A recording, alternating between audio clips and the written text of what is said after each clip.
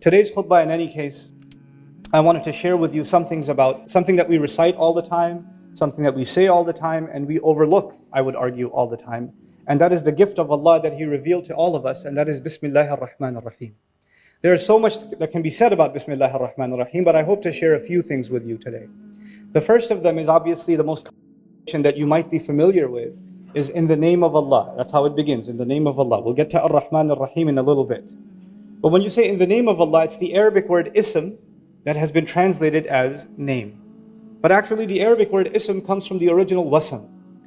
And wasama in Arabic as a verb means two things. It means a mark, some kind of brand, like sometimes they would have animals, anybody's horse, it could be there's a lot of white horses, and is it mine or is it yours? So they would put a brand on the horse. So now I know this one's mine. So it's a mark that distinguishes this horse from every other horse. Similarly, there are twins. I don't know which, is this Abdullah or Abdul Kareem? I don't know which one. One of them has a birthmark. That's his wasam. A mark that distinguishes someone, that you can't confuse them with anybody else now. That's actually one of the meanings of wasam. And the other meaning of wasam is actually comes from wasama, and from it you get words like wasim and wisam, which means beauty. In other words, not only is there a mark, but it's a mark of beauty. Those are two things that come within that word. When we say Bismillah ar-Rahman ar-Rahim, we're acknowledging something about Allah. That every one of His qualities, everything that He does, is something that's unique to Him. It cannot be confused with anyone else. The way Allah shows mercy, the way Allah guides, the way Allah provides, the way Allah plans, the way Allah does anything that He does is unique to Him. It cannot be compared. That is His unique mark. That's the first thing. But the second thing also is that everything Allah does, whether you understand it and I understand it or not, has beauty in it. Everything Allah does has beauty in it. And that's just inside when we just invoke the name Ism. But now let's take this a step further. When we say in the name of Allah, instead of just saying, you're just mentioning Allah, just calling on Allah, but actually invoking the name of Allah, and actually by invoking the name, the uniqueness of Allah and the beauty of all of the qualities of Allah, we're actually, like Imam al-Alusi rahimahullah commented, al-ba'u lil-isti'ana, that you're asking Allah's help. When you say Bismillah ar-Rahman ar-Rahim, you're actually asking Allah's help. But human beings need different kinds of help. When you're sick, you need someone to cure you. When you're tired, you need someone to help you. When you're confused, you need someone to clarify for you. When you don't know, you need someone to educate you. When you're lost, you need someone to guide you. It's not one kind of help. If you're hungry, you don't need to be educated right now, you need to be fed. It's a different kind of help. So when you ask Allah for help, then at a different occasion, you need a different kind of help. And of course, every one of Allah's names provides a different kind of help. When Allah calls Himself Al-Hadi, the one who guides, then of course the help He will give us, that He'll guide us. When He calls Himself the provider, Ar-Razaq, Ar-Raziq and Ar-Razaq, the one who provides over and over again, then obviously He's in that name, He's going to be giving me provision. When He calls Himself Dhul Quwwatil Mateen, the one who has extended might, extended power, then I need strength, I'm weak. And I'm going to call on Allah's power to grant me some of that power myself, so I can accomplish what I need to do. So every one of Allah's names gives us a different kind of help. But when I wake up in the morning, and I'm just getting out of bed, and out of my mouth comes Bismillah ar-Rahman ar-Rahim, just like that I just say, I don't think about which name do I need right now. Do I need Allah to give me the strength to get up? Do I need Allah to guide me this morning? Do I need Allah to help me plan my day? Do I need Allah to provide me halal rizq? Do I need Allah to provide me peace in my family and security?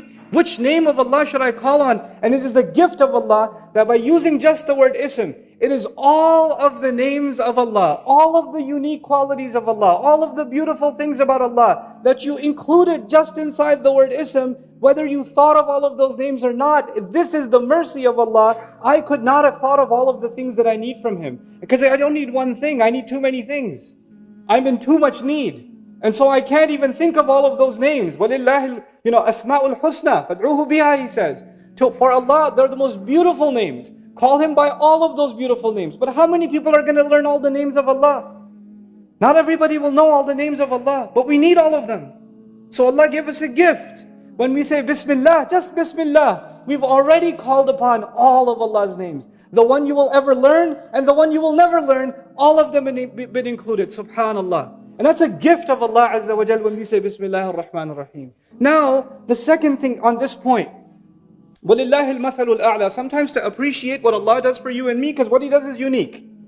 Sometimes it's healthy to make a comparison how we deal with each other. There's a father, or a mother even, and she pours her love out on her child. She takes care of this child even before the child is born. This kid is inside her stomach, causing her pain, destroying her body from within, and all she does is make dua for him. When will you ever find another human being, all you do is cause them pain? Every day goes by, the womb gets heavier and heavier. Now she's throwing up even more and more and more. Food starts tasting like paper. She can't even sit down straight. Her back hurts all the time. She's even hurting when she's sleeping. She has to and she's worried about her, and she's hungry all the time because the baby takes all the food. And it doesn't even taste good for her to eat. This creature causes her pain upon pain upon pain. وَهْنًا عَلَى وَهْن كَمَا يَقُولُ الْقُرْآنِ. Subhanallah. Weakness on top of weakness. Burden on top of burden. And yet all she does is her love keeps increasing. Her love doesn't go down, it keeps increasing. It doesn't say, enough already, child. I had enough. I've been dealing with you for 6 months. There's 3 more months to go. She doesn't do that. Her du'as start increasing. She comes to the imam and says, which surah can I recite so my baby can hear it? And then the baby comes out and almost kills her. Almost kills her. She bleeds almost to death. And when will you ever have someone that bleeds you?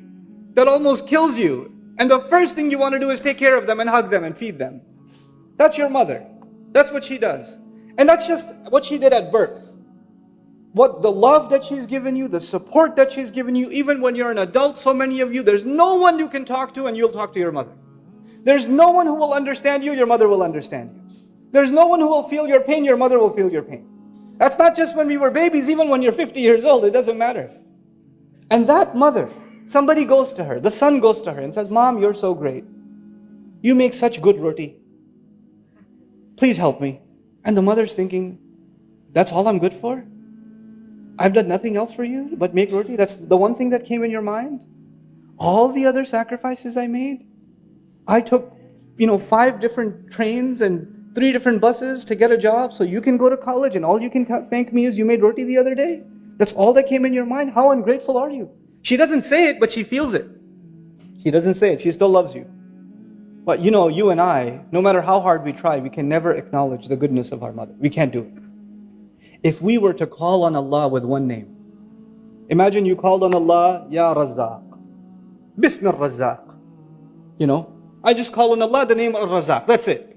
Then you're only appreciating what about Allah that He provided for you. But you didn't appreciate that He guides you. You didn't appreciate that He protects you. You didn't appreciate that He secures you and gives you good people in your life. You didn't appreciate that He gives you knowledge. You didn't appreciate that He made you Muslim, that He gave you your health, that He gave you your job. You didn't appreciate any of those things. You just reduced everything about Allah to one of the things He does. One of them. And Allah kept us from reducing Allah Himself subhanahu wa ta'ala because that's offensive. We wouldn't even know. وَيُعَلِّمُكُمْ مَا لَمْ تَكُونُوا تَعْلَمُونَ. He taught you what you couldn't have even known. We would have even been praising Allah and it would have been offensive because it's just not enough. So He gave us Bismillah. He gave us this phrase. And now when you call on that phrase, the believer is supposed to become filled with gratitude. We're supposed to be overwhelmed in how much and how many ways Allah helps us. In how many ways Allah provides us. There are no other relationships like this one. I go to my teacher for knowledge. I go to my parents for support. And when I'm young, for provision. I go to my spouse for emotional support and love. I go to different people for different things. But to Allah, you go to Him for all things. You go to Him for everything. There's not one thing that is missing when you and I turn to Allah. So that's the first part of the equation, Bismillah. But then Allah didn't stop there. Even actually, I want to share with you some things about the word Allah. Our ulama had a long debate in our history. What is the origin of the word Allah? Does the word Allah come from ilah? And is it the combination of al-ilah? Al-ilah. Or is it a name of Allah that belonged to Allah from before Arabic and before all languages? It's always been the name of Allah. There's been these two positions all across our history, and both of them have their evidences. But I want to share some things with you. Even if you say that this word comes from the word ilah. Ilah is commonly translated someone to be worshipped. Al-ma'bud. Al-ma'bud. Al-ma'luh bima'na al-ma'bud. But you know the word aliha, the verb in Arabic, it actually comes from love. The origin of the word faza'a ilayhi wa ahabbahu ashad al-hub. It's actually intense kinds of love. The old Arabs before Islam, they used to have 10 degrees of love. The lowest of them was hub. The lowest of the degrees of love was hub, and they would have 10 degrees. And the 10th one will kill you. You love someone so much, you become so obsessed that you can't even eat, you can't even sleep, you just kills you. It's unhealthy. The ninth one actually is called wala or Allah, from which the word ilah comes. And the word wala means a kind of love that when you have it, you don't feel pain. When you have it, you don't feel hunger. You don't feel sadness. This love fills your appetite so much, there's no room left for anything else. There's no negative emotion left in your life because this ilah has filled it for you. When we call upon Allah by saying Bismillah, we are expressing our love for Allah and acknowledging that if we truly have love for Allah, all of our problems are going to feel like nothing. We all have problems. Some of us have marriage problems. Some of us have problems with our children. Some of us have problems with money. Some of us have problems with health. Some of us have problems with extended family, friends. We have all kinds of problems. Some of you have legal problems. Some of you have business problems, immigration problems. There are so many problems in life. All you're doing all day, there are taxi drivers here that are driving around all day thinking about their problems. How much money do I have left? How am I going to pay for the next tuition fees for the child? Which uni are they going to go to? And all of it. That's all they're thinking about all day. But when you call on Allah with Bismillah ar-Rahman ar-Rahim, know that Allah will remove the tension from your head. He'll get rid of it. And He will replace it with a reliance on Allah. And everything will get sorted out. Everything will work out. Because you have this gift that came from the heavens. This thing you recite and I recite, Bismillah ar-Rahman ar-Rahim, is not cheap. It's amazing. You know when it's used in a context? All of you know it's used in the beginnings of surahs every time. But the one time it's used in the middle is in the story of Sulaiman. Innahu min Sulaiman wa innahu Bismillah ar-Rahman ar-Rahim. Ever think about that? Sulaiman alayhi salam is going to transfer the throne of another queen thousands of miles in the blink of an eye. And he says, this is because of Bismillah ar-Rahman ar-Rahim. This is what Bismillah ar-Rahman ar-Rahim can do. What is Allah teaching you and me? If Allah can do that when someone truly believes in Bismillah ar-Rahman ar-Rahim, then you and I have no reason to be pessimists left. A Muslim is not supposed to be depressed because he has this gift. You know, if you had, I'll tell you a secret. Think about this as an analogy. It'll help you, inshallah ta'ala. It helped me a lot. You have all these problems, money, health, family, all these issues in your life. And they only seem to be getting worse. They don't seem to be getting better. The arguments are getting more and more nasty, and you're just buried and buried and buried. There are young men here, young women here that can't get married, and either the family doesn't agree, or the guy is not right, or the girl is not right, or nothing is right, or and is it even going to happen? She's getting older and older. The father's getting worried. How am I going to get my daughter married? All of these problems are happening. And imagine one day that somebody comes to you and says, here's an envelope. You can open it in 30 days, but I'll tell you there's 2 million pounds in here for you. But you can only open it in 30 days. Okay? But it's in your hand already. You have it. Even if you don't have enough food for lunch, even if you don't have enough money to pay the electricity bill, you have nothing in your hand for 30 days, you're still poor. But you're the happiest man I've ever met. You're still walking around without shoes on the street. And I'm like, hey man, why are you so happy? You don't know. 27 days. I'll let you know. Because you have a guarantee in your hand. You have a guarantee. And whenever you get depressed, whenever you feel really hungry, you just look at the envelope. 24 more days. This thing has given you a guarantee that a better life is coming, isn't it? All of your problems became small. No big deal. Because you have a guarantee. That is when you call on the name of Allah. That's a guarantee in your hand. It's worth more than a few million pounds, let me tell you. It's worth a lot more than that. And it's in your hand. It's just in your hand. You just got to believe in it. That's all. Somebody else could have the same paper and say, I don't believe it, and rip it up. Never even open it. Be skeptical about it. You and I are believers. We believe in the power of Allah's names. And so I take you quickly to the next name. Of all of Allah's names, first of all, He invoked the one that makes us worship Him out of love. The word that comes from ilah.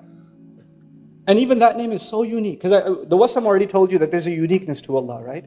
You know, in Arabic, this is a little bit of an Arabic thing, but I'll try to make it easy for you. You must have heard, if you have Arab friends or somebody speaking Arabic, when they call on someone, harfun nida, ya. You say, ya walad, ya rajul, ya kareem, ya abdullah. They say ya all the time when they call someone. When you say ya, you don't use al. You don't say ya al walad. If you want to use al, you say ya ayyuhal walad. You don't just say ya al walad, you say ya ayyuhal walad. Like Allah says, ya ayyuhal muddathir, for example. Ya ayyuhal nabi. If you want to put alif lam there, al there, you have to say ayyuha, you can't just say ya.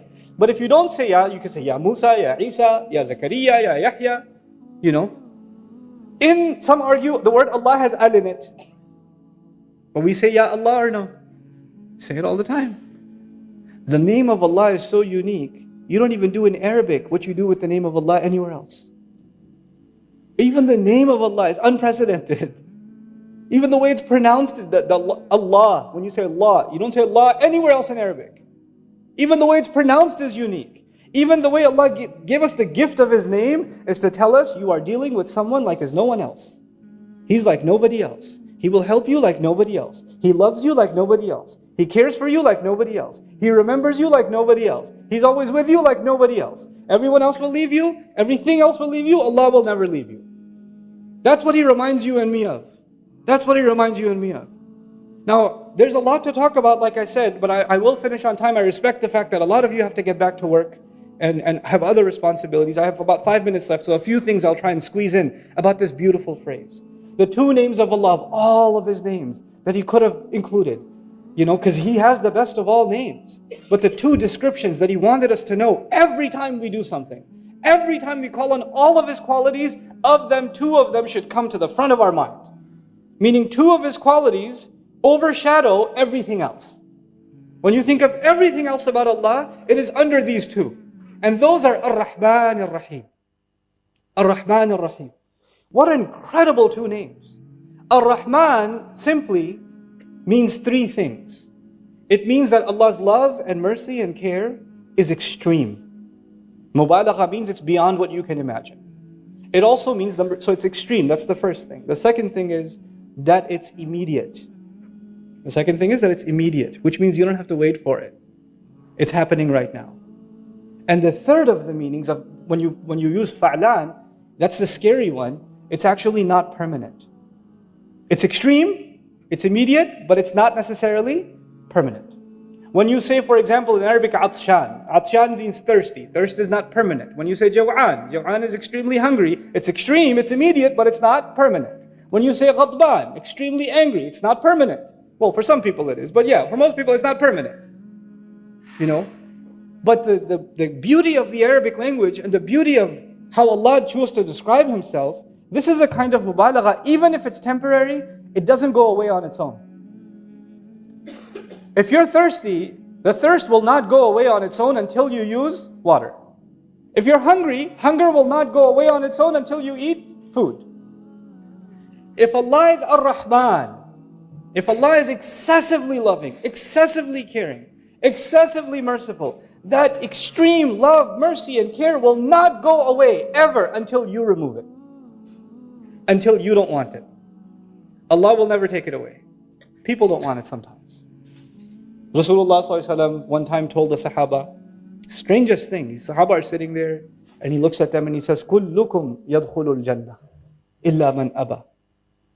So all of you are going to Jannah, except the one who refused. This like, why would? And even the Sahaba asked the same question that came in my head. وَمَنْ يَأْبَى مِنَّا يَا رَسُولَ اللَّهِ. Who's gonna refuse? Why would we refuse to go to Jannah? He says, مَنْ أَطَاعَنِي دَخَلَ الْجَنَّةِ وَمَنْ أَبَانِي فَقَدْ أَبَى مَنْ عَصَانِي فَقَدْ أَبَى. Whoever obeyed me, whoever came to me, because He's the بِالْمُؤْمِنِينَ رَؤُوفٌ رَحِيمٌ, He's the merciful messenger of Allah. Whoever came to me in obedience wanted to go to Jannah. Whoever forgot about me, disregarded me, he didn't want to go. You and I can remove ourselves from Allah's mercy. Allah will not close the door. We close the door. And sometimes you close the door for many years. Sometimes you close the door for many, many years. And then you open it. And when you open it, Allah doesn't say, why did you close it? Get lost, I don't want you anymore. He doesn't do that. The door remains open. The doors of Allah's mercy and His care and His love remain open. The last of these names is Ar-Rahim. And as I leave you with Ar-Rahim, two things I want to share with you. Ar-Rahim actually fills the void of Ar-Rahman. Ar-Rahim is a sifa mushabbaha, they say in Arabic, something that is permanent. So don't you worry. Allah will take care of you right now, immediately. And if you're worried about tomorrow, He'll take care of you tomorrow too. You know, it's human nature. If you're really hungry and your wife says to you, what do you want to eat next week? You say, forget it, woman. What do we have right now? I don't care about next week. I'm starving right now. Once you finish eating and your stomach is full, then you say, so what were you saying about next week? You don't think about the future if you have a problem in the present. Once your present problem is solved, then you start thinking about the future. If you haven't paid the bill yet, then you're only thinking about the bill right now. The moment you pay the bill, you start thinking, when am I going to pay next month's bill? You think about the future. What did Allah do? Allah took care of your immediate need when He said Ar-Rahman. And He took care of your future when He said Ar-Rahim. He took care of your future. Both of them. And in the right order. Because human beings, كَلَّا بَلْ تُحِبُّونَ الْعَاجِلَةِ, you love to rush. You love the things that you need right now. You're obsessed with them. أَلَا يَعْلَمُ مَنْ خَلَقَ. Doesn't He know who He created? He gave me Ar-Rahman first, then He gave me Ar-Rahim. And so I leave you with the last of these many treasures of Bismillah ar-Rahman ar-Rahim. Bismillah ar-Rahman ar-Rahim is what they call in Arabic shibhu jumla. إنها ليست جملة. It's not a sentence. It's actually what's called in English grammar a fragment. Okay, it's a piece of a sentence. For example, if I say in the car is not a sentence. If I say there's a person in the car, now that's a sentence. In the car there are a lot of people. That's a sentence. But if you just say in the car, it's not a sentence. When you just say in Allah's name, that's not a sentence. That's an incomplete thought. There's no mubtada, there's no khabar, there's actually a muta'alliq, it's just a jar majroor, the Arabic students will know. There's no fi'l. Some grammarians, when the mufassirun studied this ayah, they said, wow, this is incomplete. How do you complete it? There must be a fill in the blank. So they say it must mean abda'u bismillah ar-Rahman ar-Rahim, or abtadi'u bismillah ar-Rahman ar-Rahim. I begin with the name of Allah. You might have seen some English translations that say I begin with the name of Allah, even though the words I begin are not there. They're just not there. So the question is, why aren't they there? And that's what I hope to share with you now. Allah Azza wa Jal in His wisdom, the one who allamana al-bayan, right? He taught us how to speak. He knows how to speak. When He wants to make a full sentence, He will make a full sentence. When He wants to give you half a sentence, He will give you half a sentence. We don't judge Allah's speech by our standards. Our speech is judged by Allah's standards. He's the one who taught us how to speak. Subhanahu wa ta'ala. He gave us an incomplete statement on purpose, because what you do next completes it. In the name of Allah, I eat. In the name of Allah, I get out of bed.